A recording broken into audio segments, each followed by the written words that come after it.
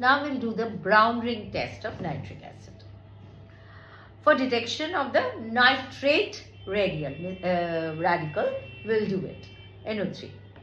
Take a solution of nitrate or dilute nitric acid, tum le lo, test tube pe. We add to it a freshly prepared saturated solution of iron sulfate. And then we'll add concentrated sulfuric acid also from the side of the test tube. Se thoda thoda karke we will add it. Because reaction of H2SO4 with water is highly exothermic and the acid will spurt out in that case. Now we'll cool the test tube thoroughly from outside under a tap में रखे, we'll cool it.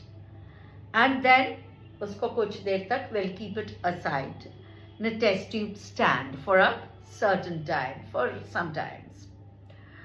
Then we will see that where there is a junction of the two liquids, a brown ring, see, a brown ring will appear. So junction of the two liquids जो है उसी में we observe it.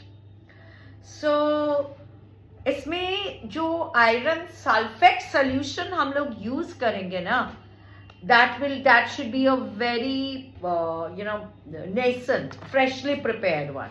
पहले से किया हुआ iron 2 sulfate जो use करेंगे, because if we don't use that, iron 2 sulfate will be oxidized to iron 3 sulfate and the test will not answer in that case.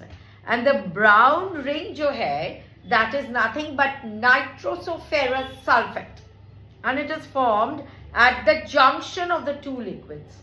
So the concentrated sulfuric acid is heavier, so it settles down and the iron sulfate layer remains above it, resulting in the formation of that brown ring at the junction.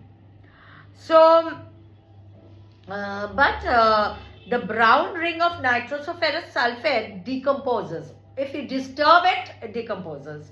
When the test tube is shaken also, the concentrated H2SO4 may further mix with the water and the heat jo evolved hoga assists in decomposing the unstable brown ring. So it's a very, very unstable compound which has been formed. Okay.